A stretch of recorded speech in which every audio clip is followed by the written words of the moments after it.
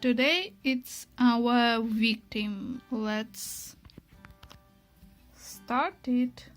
The first category it's apps, and first step it's delete all that you don't use.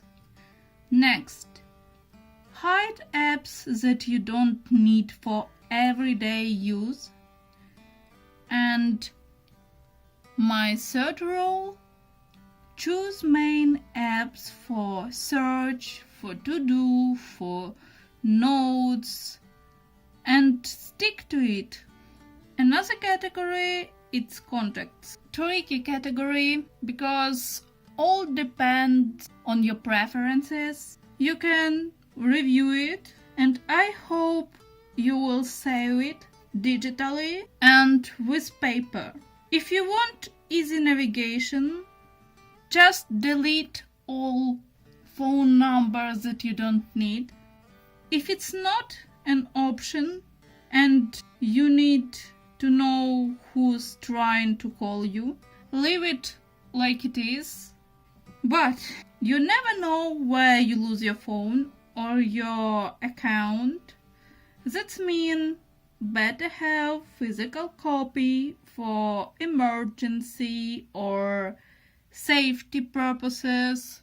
And okay, with contacts it's obvious. Another category it's files. Just forget about videos or photos. This category about your music and books and maybe other files. First of all, it's music. Leave what you like if you have a lot of music. If you don't, leave all of your music. And another part you can save on your hard drive or you can delete it. But if you use some apps like Deezer or Apple Music or something like this, you don't need to review your music because all of this, it's not related to your memory on your phone. But if you want some clarity, you can review it, all up to you. With PDFs, it's not so easy because of paychecks and some documents and your notes, and you should open all PDFs one by one and divide it on books, documents, digitalized notes. Books you can transfer on your cloud, notes and documents too. But if you have not so much space, choose what you need more. If you have some documents related to your work, just back up it. If you don't need it, back up some books and learn when you have free time. Important. Check if all of your files has proper names. It's really good when you need to search something. Another category, it's videos. Oh, it's my main category. When I deleted videos that I don't need and backupped other, more than 100 gigabytes of free space returned to my phone. Photos, the most painful category.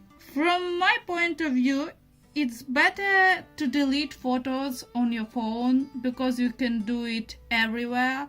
But if you don't like size of your screen or maybe you have big and good computer monitor, transfer it to your computer and deal with it. If you stick to your phone, first of all delete all photos that have bad quality or duplicate, or pictures that you don't use. If it's screenshots, you have some options. Divide it into categories and create PDF files, or create some dedicated space on your hard drive and transfer it.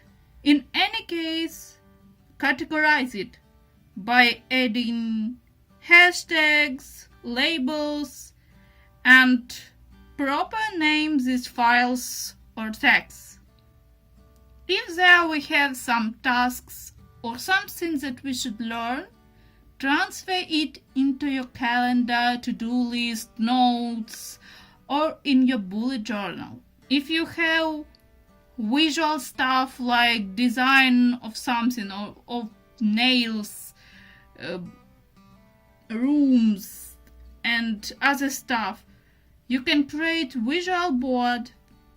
It would be easier store, find, and decide what to choose.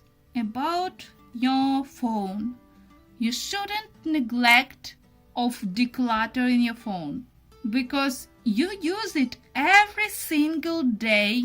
You navigate between all of these files, all of these apps, contacts, and you lose your precious time. And that's why I chose declutter my mobile phone like a first thing. Overall, it's all rules that you should know to declutter your phone. Thank you for watching this video. Subscribe, like, comment below, and see you in the next video. Bye bye.